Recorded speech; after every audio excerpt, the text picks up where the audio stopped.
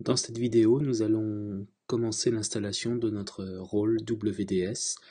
Donc on ouvre la console du serveur, donc dans les rôles, ajouter des rôles.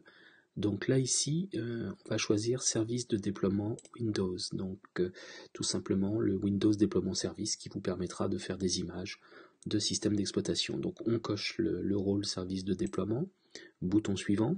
Alors là nous avons les recommandations nécessaires, à savoir que nous devons avoir un serveur de déploiement qui se trouve dans un domaine, donc ce qui est notre cas ici, et évidemment avoir un serveur DHCP, donc comme vu dans la précédente vidéo.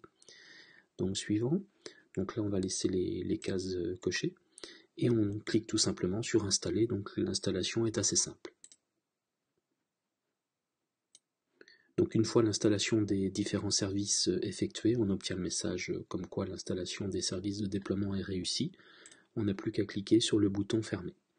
Ensuite on va déployer les différents rôles et là on trouve cette nouvelle entrée service de déploiement Windows avec un petit volet ici serveur, donc on va le déployer, et là on obtient serveur 2K8 Laboprof. Donc ici c'est le nom de mon serveur. Bon, par contre on peut constater que nous avons un petit triangle jaune qui signifie que notre serveur n'est pas encore configuré, donc nous allons pouvoir lancer la configuration tout simplement en faisant un clic droit, configurer le serveur.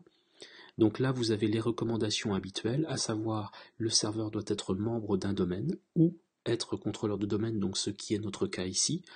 Il faut que l'on installe un service DHCP, donc ça a été fait précédemment. Donc on a bien un rôle DNS sur notre serveur. Donc suivant. Ce dossier remote install en fait est un dossier important puisqu'il va contenir tous les outils de gestion de notre serveur WDS. Donc on va le laisser comme ça. Suivant.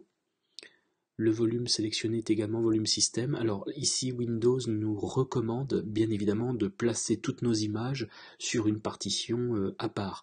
Alors ici nous sommes en condition labo, donc on peut laisser ça comme ça. Il est entendu que normalement nous devrions avoir une partition spécifique. Donc là on va forcer l'installation en mettant oui. Alors ici attention, c'est important. Nous devons donc cocher les deux cases qui se trouvent ici puisque nous avons installé le rôle DHCP sur le serveur qui servira de WDS. Donc on active bien ces cases. Suivant.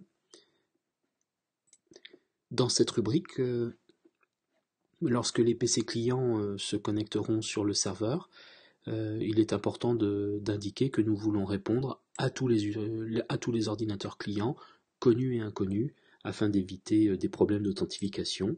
Le bouton suivant et l'installation du rôle démarre.